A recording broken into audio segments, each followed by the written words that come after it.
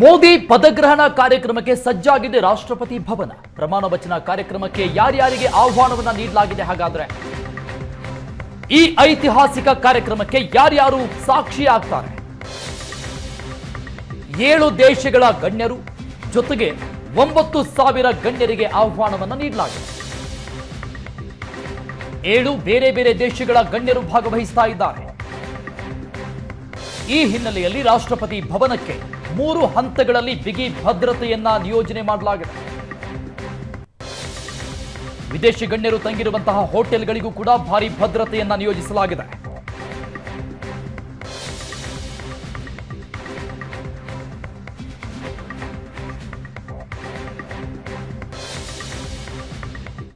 ಪ್ರಧಾನಿ ನರೇಂದ್ರ ಮೋದಿ ಅವರು 3ನೇ ಬಾರಿಗೆ ಪ್ರಧಾನಿ ಆಗ್ತಿರುವಂತಹ ಸಂದರ್ಭದಲ್ಲಿ ಸಹಜವಾಗಿ ಇಡೀ ದೇಶ ಇವತ್ತು ದೆಹಲಿ ಕಡೆ ನೋಡ್ತಾ ಇದೆ. ಪ್ರಧಾನಿ ನರೇಂದ್ರ ಮೋದಿ ಅವರ ಪ್ರಮಾಣವಚನಕ್ಕೆ ಕ್ಷಣಗಣನೆ ಆರಂಭಗೊಂಡಿದ್ದು 7:15ಕ್ಕೆ ಸರಿಯಾಗಿ ಪ್ರಧಾನಮಂತ್ರಿ ನರೇಂದ್ರ ಮೋದಿ ಅವರು ಅಧಿಕೃತವಾಗಿ ಪ್ರಮಾಣವಚನವನ್ನು ಸ್ವೀಕಾರ ಮಾಡ್ತಾರೆ. ಹಾಗಾಗಿ ದೇಶದ ರಾಜಧಾನಿ ನವದೆಹಲಿಯಲ್ಲಿರತಕ್ಕಂಥ ರಾಷ್ಟ್ರಪತಿ ಭವನದಲ್ಲಿ ಸಂಭ್ರಮ ಮನೆ ಮಾಡಿದೆ.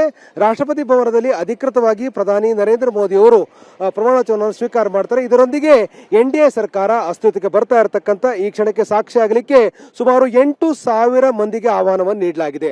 ದೇಶ ವಿದೇಶಗಳ ಸಾಧಕರಿರ್ಬೋದು, ಶ್ರಮಿಕರಿರ್ಬೋದು, ಎಲ್ಲರೂ ಕೂಡ ಈ ಕಾರ್ಯಕ್ರಮಕ್ಕೆ ಸಾಕ್ಷಿ ಆಗ್ತಾ ಇರತಕ್ಕಂಥದ್ದು.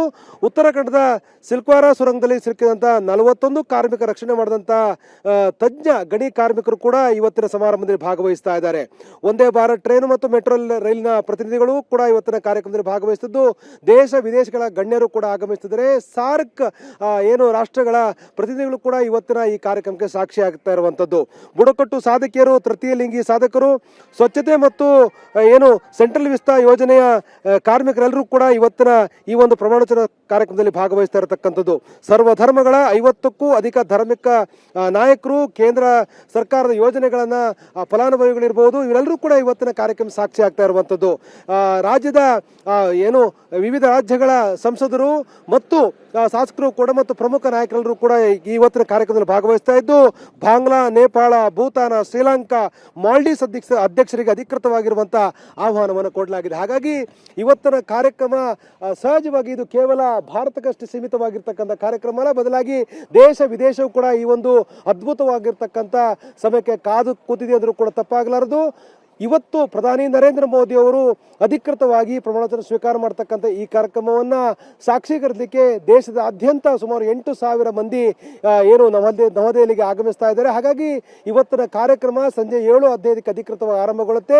ಪ್ರಧಾನಿ ನರೇಂದ್ರ ಮೋದಿ ಅವರ ಜೊತೆ ಸುಮಾರು 40ಕ್ಕೂ ಹೆಚ್ಚು ಸಚಿವರುಗಳು ಕೂಡ ಪ್ರಮಾಣವಚನವನ್ನ ಸ್ವೀಕಾರ ಮಾಡ್ತಾರೆ. ಹಾಗಾಗಿ ಅತ್ಯಂತ ಪ್ರಮುಖವಾಗಿರ್ತಕ್ಕಂಥ ಕಾರ್ಯಕ್ರಮ, ಇಡೀ ದೇಶದ ಕಾದು ಕುಳಿತಿರ್ತಕ್ಕಂಥ ಕಾರ್ಯಕ್ರಮಕ್ಕೆ ಕ್ಷಣಗಣನೆ ಆರಂಭ ಆಗಿದೆ ಎಂದು ಕೂಡ ತಪ್ಪಾಗಲಾರದು. ಈ ಕಾರ್ಯಕ್ರಮಕ್ಕೆ ವಿಶೇಷವಾಗಿರ್ತಕ್ಕಂಥ ಭದ್ರತೆಯನ್ನು ಕೂಡ ಮಾಡಲಾಗಿದೆ. ಯಾವುದೇ ರೀತಿಯ ಅಹಿತಕರ ಘಟನೆಗಳು ಆಗದ ಹಾಗೆ ನೋಡ್ಕೊಳ್ತಕ್ಕಂಥ ನಿಟ್ಟಿನಲ್ಲಿ ದೆಹಲಿ ಪೊಲೀಸರು ಮತ್ತು CISF ಪೊಲೀಸರು ಕೂಡ ಈಗಾಗಲೇ ಅಗತ್ಯವಾಗಿರ್ತಕ್ಕ ತಯಾರಿಗಳು ಕೂಡ ಮಾಡಿಕೊಂಡಿದ್ದಾರೆ. ಮತ್ತು ಈ ಒಂದು ಭದ್ರತೆ ಹೇಗಿರುತ್ತೆ ಅಂತಂದ್ರೆ, G20 ಶೃಂಗಸಭೆ ನವದೆಹಲಿಯಲ್ಲಿ ನಡೆದಿತ್ತು, ಭಾರತದಲ್ಲಿ ನಡೆದಿತ್ತು. ಇಲ್ಲಿ ಯಾವ ರೀತಿ ವಿದೇಶಿ ಪ್ರತಿನಿಧಿಗಳಿಗೆ ಸೂಕ್ತವಾಗಿರ್ತಕ್ಕಂಥ ಭದ್ರತೆಯನ್ನು ಕೊಡಲಾಗಿತ್ತು, ಆ ಒಂದು ಭದ್ರತೆ ಅಷ್ಟು ಗರಿಷ್ಠ ಮಟ್ಟದ ಭದ್ರತೆಯನ್ನು ಕೊಡಬೇಕು ಅಂತಕ್ಕಂಥ ನಿರ್ಧಾರವನ್ನು ಮಾಡಲಾಗಿದೆ. ಸುಗಮ ಸಾರಿಗೆ ಸಂಚಾರ ಕೂಡ ಅಗತ್ಯವಾಗಿರ್ತಕ್ಕಂಥ ಕ್ರಮಗಳನ್ನು ಕೂಡ ಕೈಗೊಳ್ಳಲಾಗಿದೆ. ಮತ್ತು ಸಚಿವರು ಅಂದ್ರೆ ಇವತ್ತು ಪ್ರಮಾಣವಚನ ಸ್ವೀಕಾರ ಮಾಡ್ತಿರ್ತಕ್ಕಂಥ ಸಚಿವರೇನಿದ್ದಾರೆ, ಆ ಸಚಿವರ ಕುಟುಂಬಸ್ಥರು ಬಂದು ಹೋಗ್ಲಿಕ್ಕೆ ಸೂಕ್ತವಾಗಿರ್ತಕ್ಕಂಥ ವ್ಯವಸ್ಥೆ ಮತ್ತು ವಿವಿಧ ದೇಶಗಳ ಪ್ರತಿನಿಧಿಗಳು ಬಂದು ಹೋಗ್ಲಿಕ್ಕೆ ಯಾವುದೇ ರೀತಿಯ ತೊಂದರೆ ಆಗದಾಗೆ ನೋಡ್ಕೊಳ್ತಕ್ಕಂಥ ಒಂದು ಮಾಸ್ಟರ್ ಪ್ಲಾನ್ ಅನ್ನು ಕೂಡ ಸಿದ್ಧಪಡಿಸಲಾಗಿದೆ. ಸೂಕ್ತವಾಗಿರ್ತಕ್ಕಂಥ ಅಂದ್ರೆ 7 ಸುತ್ತಿನ ಕೋಟೆಯ ಭದ್ರತೆ ಅಂದ್ರೂ ಕೂಡ ತಪ್ಪಾಗಲಾರದು, ಅಷ್ಟು ದೊಡ್ಡ ಮಟ್ಟದ ಭದ್ರತೆಯನ್ನು ಮಾಡಿ ಸುಮಾರು 2,500ಕ್ಕೂ ಹೆಚ್ಚು ಜನ ವಿಶೇಷವಾಗಿರ್ತಕ್ಕಂಥ ಪೊಲೀಸರು ಈ ಭದ್ರತೆಯ ಹೊಣೆಯನ್ನು ಹೊತ್ತಿದ್ದಾರೆ. ಅಹಿತಕರ ಘಟನೆ ಇಲ್ಲದ ಹಾಗೆ, ಯಾವುದೇ ರೀತಿಯ ಗೊಂದಲಕ್ಕೆ ಅವಕಾಶ ಇಲ್ಲದ ಹಾಗೆ ಸೂಕ್ತವಾಗಿರ್ತಕ್ಕಂಥ ರೀತಿಯಲ್ಲಿ ಸಮಯದಲ್ಲಿ ಎಲ್ಲಾ ರೀತಿಯ ಸಂಭ್ರಮಕ್ಕೆ ಸಾಕ್ಷಿ ಆಗುವಂತಹ ರೀತಿಯಲ್ಲಿ ಪ್ರಧಾನಿ ನರೇಂದ್ರ ಮೋದಿ ಅವರ ಪ್ರಮಾಣವಚನಕ್ಕೆ ಎಲ್ಲಾ ತಯಾರಿಗಳು ಕೂಡ ಮುಂದುವರಿತಾ ಇದೆ. ಕ್ಯಾಮರಾಮನ್ ಕೈಲಾಶ್ ಜೊತೆ ಆನಂದ್ ಪೈ ಬೈದ್ರಮನೆ, ಏಷ್ಯಾನೆಟ್ ಸುವರ್ಣ ನ್ಯೂಸ್, ನವದೆಹಲಿ.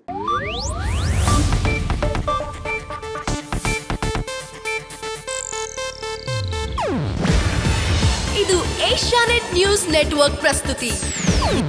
ನೀವು ನೋಡ್ತಿದ್ದೀರಾ ಏಷ್ಯಾನೆಟ್ ಸುವರ್ಣ ನ್ಯೂಸ್.